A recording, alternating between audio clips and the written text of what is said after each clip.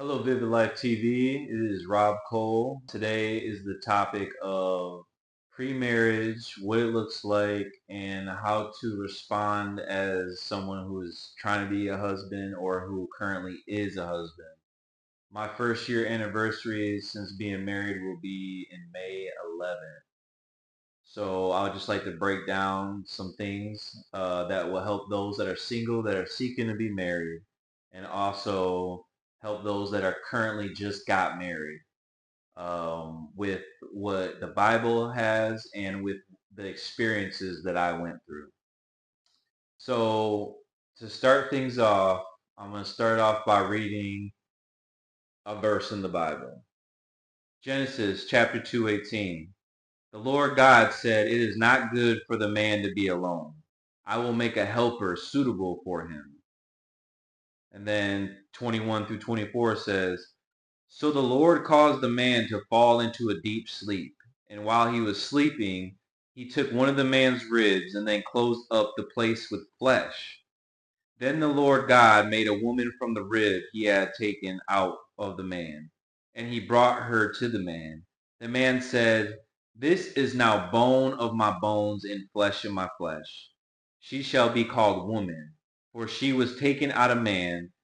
That is why a man leaves his father and mother and is united to his wife, and they become one flesh.'" So this verse is pretty big because it shows that man was the first one created and then was the woman who was taken out of the rib of the man.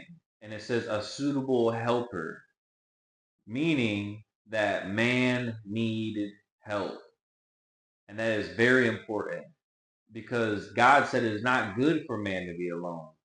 Throughout the beginning of Genesis, God said all was good when it came to light and all the things that he created. But the first time God said that it was not good is for man being alone. So this verse means a lot that we as men needed a woman there because it is not good for us to be alone. As much as things can go their separate ways and the animosity between each other can happen, it is still not good for man to be alone. Chapter 18, verse 22 in Proverbs. He who finds a wife finds what is good and receives favor from the Lord. Isn't that amazing? That we receive favor from the Lord for a man that finds a wife. It is an absolutely blessing to have a wife. Before I got married and before I ever met my wife, I was seeking. And we all know the verse that talks about if you seek, you will find. And I was seeking for a wife. I was not seeking for a girlfriend. I was not seeking for a hookup. I no longer wanted to live that old lifestyle that I had going on. I wanted a wife. And I prayed to God so many times, but I first need to become a husband.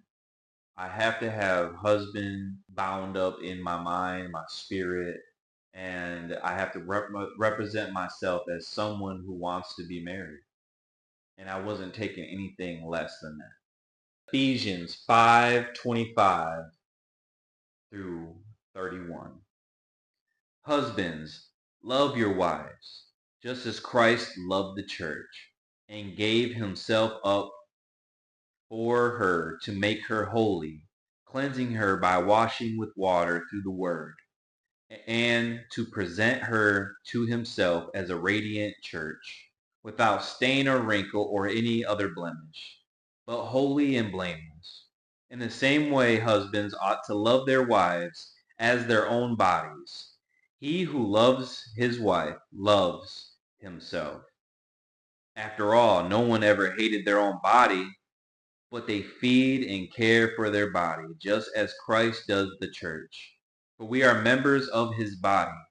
For this reason, a man will leave his father and mother and will be united to his wife, and the two will become one flesh.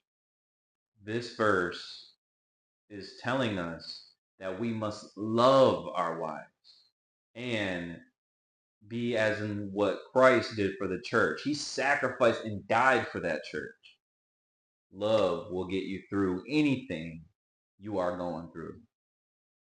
You should always try to mend any differences, any argument, any not seeing eye to eye. That's the video. So stay blessed. God bless everyone that is watching. Subscribe, and I will see you soon on the next video.